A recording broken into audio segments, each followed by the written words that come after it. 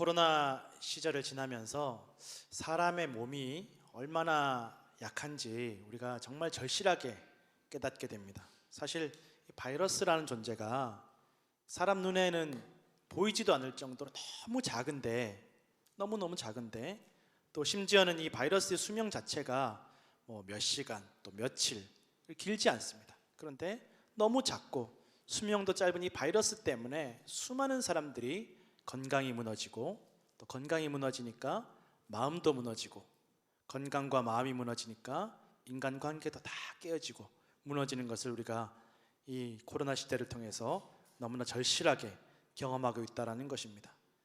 코로나가 사실은 본격적으로 이제 확산된 지가 한 3년째 이제 되는데, 이제는 다들 안 걸리는 분을 찾아보기가 어려울 정도로 누구든지 걸릴 수 있는 병이라고 생각이 되고, 그런 시절이 왔습니다. 2년 전만 해도 누가 한 명 걸리면 완전히 그냥 죄인이 되는 시대가 있었습니다.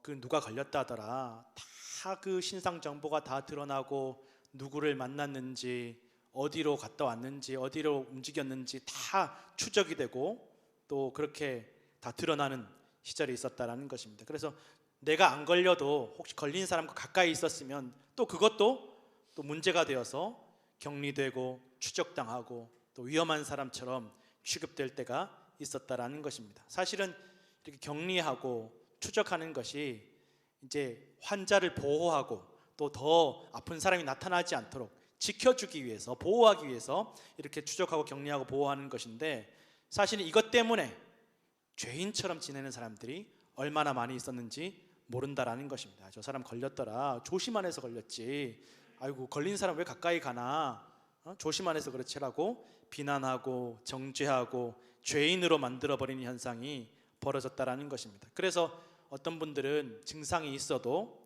그냥 혼자 끙끙 앓던 분들도 너무나 많았다라는 것입니다.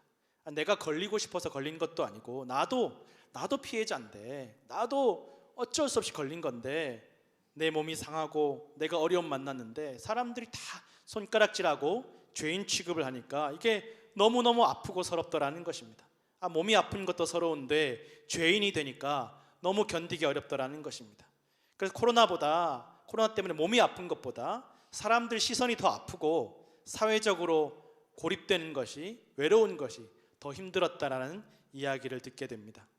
오늘 성경 본문에 보면 무려 12년을 혈루증으로 알아온 한 여인에 대한 이야기가 나오고 있습니다. 혈루증은 단순히 그냥 그 증상으로만 따지면 피가 멈추지 않는 병인데, 이 당시에 유대인들에게는 굉장히 좀 부정적으로 불결한 것으로 그렇게 여겨졌습니다. 심지어 그 민수기 레위기에 보면 이렇게 혈루증, 유출병이 있는 사람들은 철저하게 격리를 해서 피가 멈추더라도 무려 7일 동안은 철저하게 격리를 하고, 이 혈루증이 있는 사람은 이 사람의 옷도, 이 사람이 놓던 침상도, 이 사람의 손길이 닿았던 모든 것들이 다 불결하니까 철저하게 격리하도록 그렇게 율법으로 딱 정해져 있었다라는 것입니다. 그럼 여러분, 12년 동안 이 병으로 고통받아온 이 여인의 인생이, 삶이, 생활이 어떠했겠습니까? 부모 형제도 소용이 없습니다. 배우자도 소용이 없습니다. 아무도 도와줄 사람, 철저하게 혼자 감당해야만 되는 것입니다. 몸도 힘들겠지만 마음이 얼마나 고통스럽겠습니까?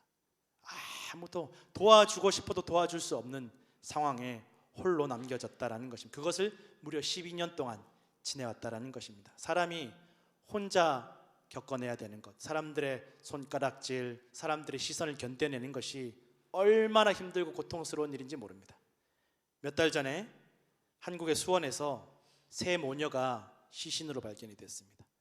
60대 어머니는 암으로, 40대 두 딸은 난치병과 정신적인 문제로 10년을 힘들었다라는 것입니다. 그래도 모녀가 셋이 같이 있으니까 그나마 견디고 서로 위로하고 격려해 주면서 투병을 했는데, 드디어는 견디지 못하는 상황까지 이른 것입니다. 현장에서 유서가 발견이 됐는데, 건강 문제도 해결이 되지 않고 이제 이 병 때문에 일도 하지 못하고 경제적인 어려움 때문에 너무너무 힘들어서 내가 이제 끝낸다라고 이렇게 유서가 발견되었다라는 것입니다. 도무지 더 견디기 어렵다라는 것입니다. 여러분, 그러니 셋이 같이 가족이 있어도 함께 아파해 줄 사람들이 있어도 이렇게 견디기가 어려운데 12년 동안 혼자 그 아픔을, 외로움을, 손가락질을, 시선을 견뎌야만 했던 이 여인이 얼마나 지치겠습니까? 얼마나 지치겠습니까? 성경에 보니까 많은 의사에게 많은 괴로움을 받았다라고 기록되어 있습니다. 여기서 많은 의사라고 할 때 많다라는 말은 심하게, 엄청나게라는 뜻을 가지고 있는데, 그러니 수단 방법을 가리지 않는 거예요. 내가 처음에 이 병 낫기 위해서 수단 방법을 가리지 않고 모든 것들을, 모든 의사를 다 찾아보았다라는 거예요. 정말 뭐 이름 있는 의사이든 이름 없는 의사이든 민간요법이든 가리지 않고 찾아보았지만 오히려 그것 때문에 더 고통스러웠다라는 거예요. 치료받느라고, 그 의사들 찾아다니느라고 너무너무 고통스러웠는데, 근데 거기서 끝나는 것이 아니라 병이 더 깊어졌다라는 것입니다. 아무리 인간적으로 내가 고쳐보려고, 낫고 싶어서 그렇게 노력을 했는데 병만 더 깊어지고 재산은 다 잃어버리고 완전히 이제는 희망도 의지도 없는 그런 상태가 되었다라는 것입니다. 사실은 12년 동안 포기하지 않은 것이 더 대단합니다. 어떻게 포기하지 않을 수가 있어요? 사람들이 조금만 아파도, 며칠만 아파도 그냥 아프고 말지 뭐, 이렇게 마음이 죽고 포기하게 되는 것입니다. 의학이 발달한 오늘날에도 병이 있고 아파도 병원에 가지 않겠다는 분들이 많이 있습니다. 이것저것 검사하고 수술하고 치료해도 너무 고통스럽기만 하고, 그렇게 검사하고 치료하고 수술해도 확실하게 100% 깨끗하게 낫는다는 보장이 없으니까 돈은 돈대로 나가고, 내가 왜 그 고생을 해야 되나, 그냥 지레 그냥 포기해버리는 분들이 많다라는 것입니다. 그냥 마음이라도 편하자라고 병원도 가지 않고 치료도 받지 않겠다는 분들이 많이 있다라는 것입니다. 그냥 포기하는 것입니다. 지치는 것입니다. 근데 오늘 성경에 나온 이 여인은 무려 12년을 포기하지 않습니다. 의사들이 그렇게 괴로움을 당했을 뿐만 아니라 가진 것을 다 잃어버렸는데, 내가 할 수 있는 게 이제는 없는데, 돈도 없고 도와줄 가족도 친치도 형제도 없는데, 희망이 없는데 포기하지 않습니다. 그리고 여인이 예수님의 소문을 듣습니다. 이제 돈도 없으니까, 의사를 찾아갈 힘도 기력도 없지만 어떻게든 예수님 소문을 들었으니까 지칠 만도 한데 내가 나아야 되겠다, 내가 살아야 되겠다, 내가 좀 사람답게 살아봐야 되겠다, 이 희망의 끈을 놓지 않는 거죠. 포기하지 않습니다. 낙심하지 않습니다. 여러분, 의지나 희망도 몸이 건강할 때 얘기입니다. 몸이 힘들면 사람 마음 잡기가 얼마나 어려운지 모릅니다. 힘들면, 아프고 힘들면 의지도 희망도 붙잡기가 어렵습니다. 힘든 사람에게 힘내란 위로가 그렇게 더 아프다라는 것입니다. 힘들어 죽겠는데 힘내라고 하니까 더 힘들다라는 것입니다. 존스 홉킨스 대학교 연구팀이 이렇게 얘기를, 아니 아픈 사람이 기운이 날 상황이면 벌써 기운을 냈을 텐데 힘내라는 말을 하니까 더 힘들다라는 것입니다. 그저 그냥 많이 힘들었겠다, 많이 힘들겠다라고 공감해 주는 것이 더 도움이 된다라는 것입니다. 그런데 또 공감해 주려고 또 가가지고는 아픈 사람에게 나도 그렇게 아파봤어, 나도 그렇게 힘들어봤어 라고 어설프게 공감하다가는 그게 더 아프다라는 것입니다. 그만큼 아프고 힘든 사람의 마음이 얼마나 예민하고 힘든지 모른다라는 것입니다. 그런데도 오늘 이 여인이 포기하지 않습니다. 낙심하지 않습니다. 절망하지 않습니다. 주저앉지 않습니다. 예수님에게 나아갑니다. 그런데 아까도 말씀드렸지만 여러분, 이 여인이 아무리 포기하지 않고 절망하지 않고 희망을 놓지 않는다고 해도 실질적으로, 현실적으로 이 여인은 지금 사람들 앞에 나오면 안 된다라는 것입니다. 가족하고도 만나면 안 되는 거예요. 공개적으로 사람들 모인 곳에 나갈 수 없는 죄인이라는 것입니다. 격리되어져야 되는데, 이게 만약에 사람들 앞에 나왔다가 걸리면, 사람들에게 들키면 그냥 손가락질 받는 걸로 끝나는 게 아닙니다. 잘못하면 돌에 맞아 죽을 수 있습니다. 이 여인만의 그런 걸로 끝나는 게 아니라 이 여인의 가족들도 힘든 일을, 험한 일을 당할 수 있다는 거예요. 왜 관리 안 했냐? 누구한테 지금 병 옮기려고 더럽게 돌아다니냐? 정죄당하고 욕을 먹고 그 사회에서 완전히 추방당하거나 죽을 수도 있는 정말 위험한 상황이라는 거예요. 이 여인이 예수님에게 나아가는 것은 목숨 걸고 나가는 거예요. 그냥 나가는 게 아닙니다. 오늘 우리가 예수님께 나오는 것 목숨 걸고 나오는 겁니다. 낫기 위해서, 내 문제 해결하기 위해서, 사람답게 살기 위해서. 하나님께서 왜 이런 율법을 주셨을까? 왜 이렇게 죄인 만드는 율법을 주셨을까? 여러분, 이것은 율법을 주실 때 하나님은 이 환자들 보호하기 위해서, 약한 사람들 보호하기 위해서 주셨다라는 것입니다. 다른 사람들에게 병이 퍼지지 않도록 이런 율법이 없었더라면 아프거나 말거나 일해야 되고, 피가 나거나 말거나 일해야 되고, 쉬지도 못하니까, 자꾸 다른 사람들 만나야 되니까 쉬지도 못하고, 그런 사람들을 위해서, 보호하시기 위해서 이런 율법을 주셨다라는 것입니다. 그런데 세월이 흐르면서 이걸로 사람들을 죄인 만드는 정죄의 도구로 사용했다라는 것입니다. 이 여인이 목숨 걸고 예수님께 나아갑니다. 간절하고 절박한 마음으로 예수님께 나아갑니다. 이제는 예수님 외에는 희망이 없으니까. 해결되지 않는, 무슨 수를 써도 해결되지 않고 누구도 나를 도와줄 수 없는 오래된 문제를 가지고 포기하지 않고 낙심하지 않고 예수님께 나아갔다라는 것입니다. 그리고 예수님 옷에 손을 대었다라고 성경에 나와 있습니다. 우리가 이 사건이 마태복음, 마가복음, 누가복음에 나와 있는데, 누가복음에 보면 예수님 옷가에 손을 대었다라고 나와 있습니다. 학자들은 이게 그냥 단순히 어떤 옷의 테두리를 만진 것이 아니라, 지금도 유대인들이 겉옷처럼 이렇게 입고 다니는 그런 겉옷이 있습니다. 약간 좀 숄더처럼 입고 다니는 건데, 그 옷에 보면 내 귀퉁이에 이렇게 술을 달았어요. 치렁치렁하게 술을 달았어요.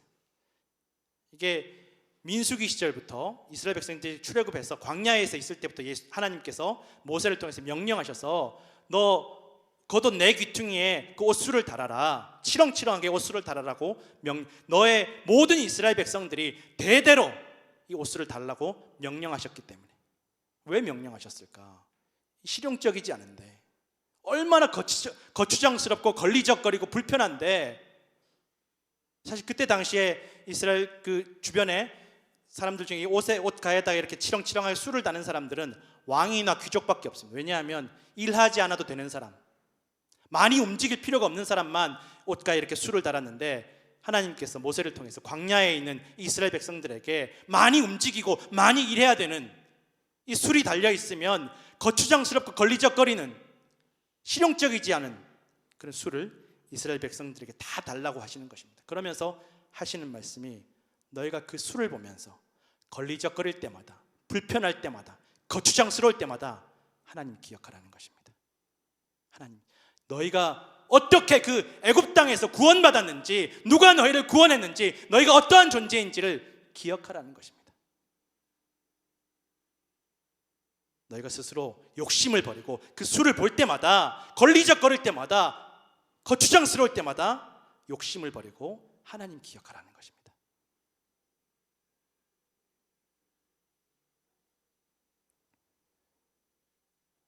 우리가 교회 나오고 봉사하고 헌금하고 새벽기도하고 성가대하고 교사로 봉사하고 말씀 읽고, 얼마나 우리 일상생활에, 비즈니스에 걸리적거립니까?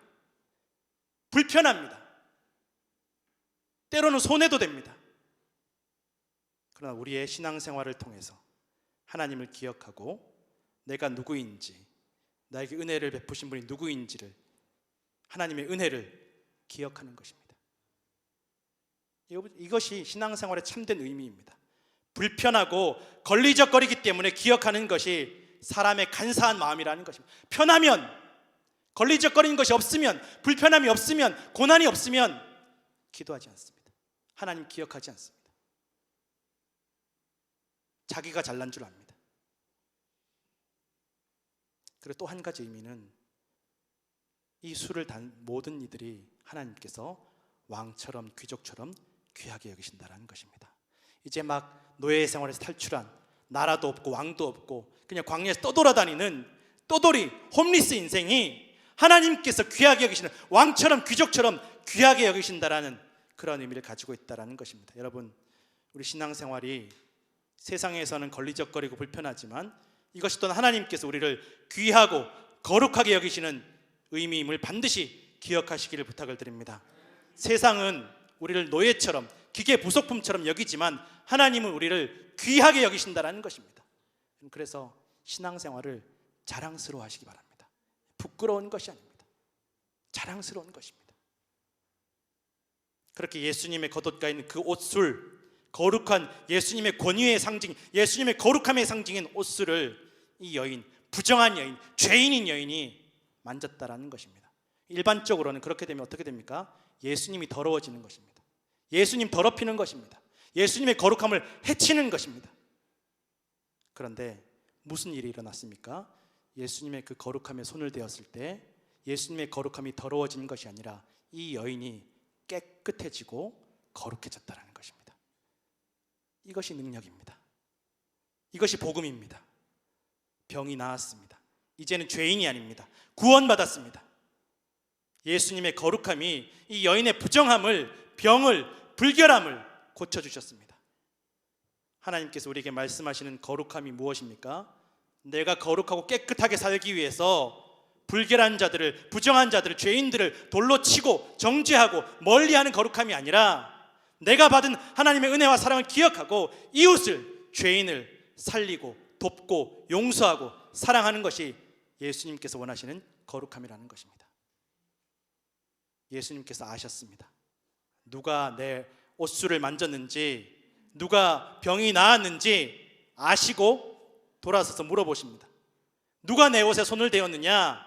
예수님께서 물어보십니다. 몰라서 물어보신 것이 아닙니다. 아시면서도 사람들에게, 주변 사람들에게 공개적으로 물어보십니다.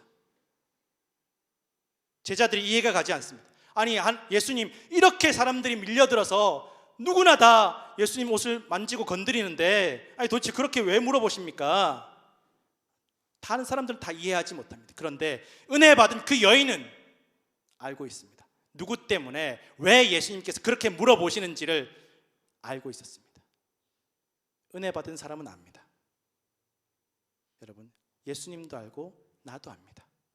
내가 어떤 은혜로 내 문제가 해결되고 여기까지 살아왔는지 예수님도 알고 나도 압니다. 그런데 예수님께서 이것을 드러내기를 원하십니다.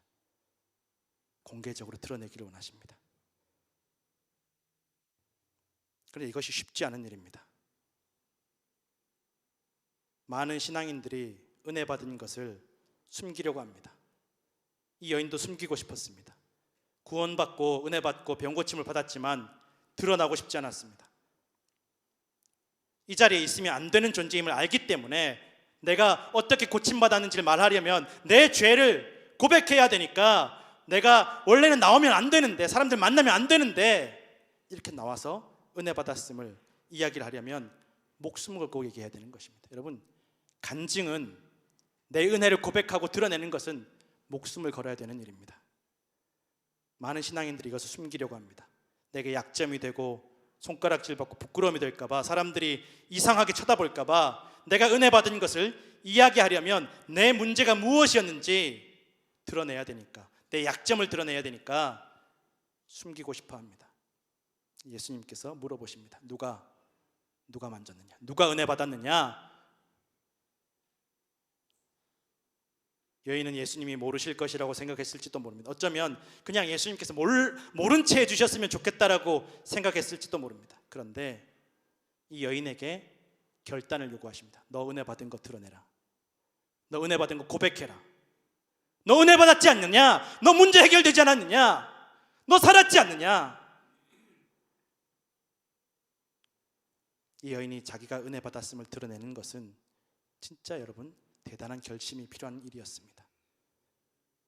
그때 이 여인이 두려워하고 떨면서 예수님 앞에 엎드려 모든 일을 고백합니다. 내가 이 자리에 나올 수 없는 사람입니다. 나는 죄인입니다. 그러나 은혜로 내 병이 나았고 내 문제가 해결되었습니다. 이것을 예수님과 사람들의 앞에 드러내게 하시고 고백하게 하십니다.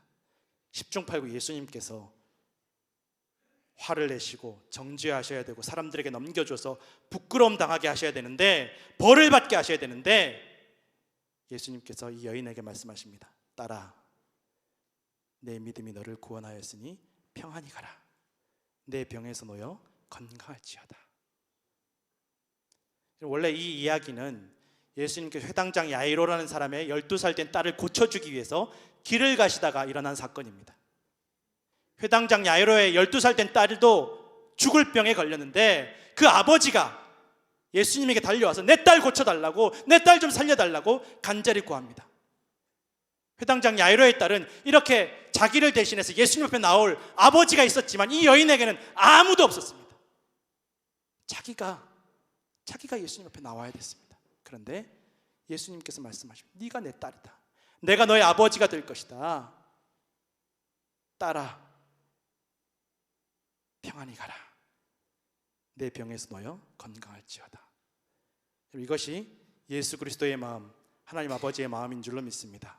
하나님께서 이스라엘 백성들에게 율법을 주신 것, 오늘 우리에게 교회를 주시고 신앙생활하게 하신 것, 모두 우리를 사랑하시고 살리시고 지키시고 보호하시기 위함임을 믿으시길 부탁을 드립니다.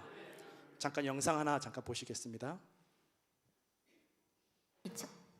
2004년에 제가 대학교 4학년일 때 학교에서 집으로 돌아가던 길에 차를 타고 이제 신호등이 바뀌어서 잠깐 차를 세우고 기다리고 있던 동안 뒤에서 음주운전을 하신 분이 도망을 가시면서 아주 빠른 속력으로 달리셨던 거예요. 그래서 신호 대기선 제일 뒤에 서 있던 저희 차를 와서 아주 세게 들이받게 되면서 정신을 잃었는데, 오빠가 먼저 정신을 차려서 저를 꺼냈을 때는 이미 제 상반신에 불이 붙어 있었다고 그래요. 그래서 오빠가 제 티셔츠를 벗어서 불을 끄고 저를 안고 나왔는데 차가 폭발을 하고요. 살면서 한 번도 생각하지 않았던 일이 예고 없이 왔어요. 숟가락에 비치는 제 모습을 보고 제가 아니라고 머릿속에서 지우려고 했었어요.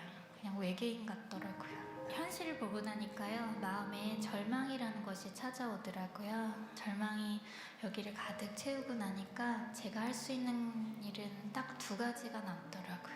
하나는 아파트 옥상을 찾아서 올라가는 거였고요. 또 하나는 하나님을 찾아보는 거였어요. 몇 시간을 고민을 하다가 제가 엄마한테 교회에 가자 그랬어요. 한 번은 따져봐야겠더라고요. 살려놨으면 대책이 있으실 거 아니냐고. 몇 시간을 물었는데요, 하나님 대답이 없으시더라고요.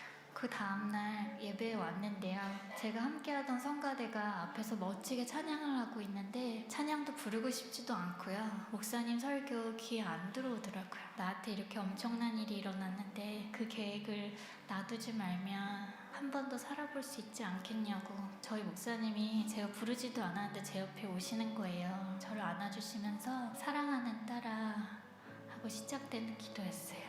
저조차도 저를 사랑할 수 없을 것 같은 그런 모습을 하고 있는 저에게 하나님 사랑한다고 고백하시는 거예요. 2가지 약속을 하셨어요. 너를 세상 가운데 반드시 다시 세우겠다고. 병들고 힘들고 약한 자들에게 희망의 메시지가 되게 할 거라고 말도 안 되는 얘기를 하시는데요. 나는 할 수 없는 일이지만 성경 속에 살아계신다고 말씀하셨던 그분이 진짜로 지금도 살아있다면 그분이라면 하실 수도 있을 것 같은 제 믿음이 생기는 거예요. 한때 깨어져서 산산조각이 난 듯던 그릇이지만 예수님께서 그 조각을 다시 다 주셔서 저라는 그릇을 다시 만들어 주셨어요.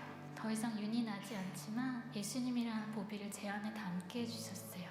여러분의 인생 가운데에도 화상과 비슷한 일들이 계속 남아있잖아요. 그럴 때마다 심령이 가난한 자 복이 있나니 천국이 저희 것임이라 하셨던 그 말씀 그대로요, 저의 가난한 마음을 거두어가 주시고 천국을 주시더라고요. 천국이 아닌 이 땅에서요, 제가 이미 천국을 맛보고 천국을 누리면서 살고 있어요. 여기가 끝이 아니기 때문에, 지금 모습이 끝이 아니기 때문에 기대하는 그 마음이 저는 희망인 것 같아요. 여러분, 우리 고난이 길고 외로울지라도 포기하거나 낙심하지 마시고 주님을 바라보시기를 부탁드립니다. 주님께서 우리에게 새로운 생명도, 새로운 육신도, 영원한 시간도 반드시 채워주실 줄로 믿습니다. 우리를 회복시키시고 사용하실 주님을 바라보시는 성도들 되시기를 간절히 축원합니다. 기도하겠습니다.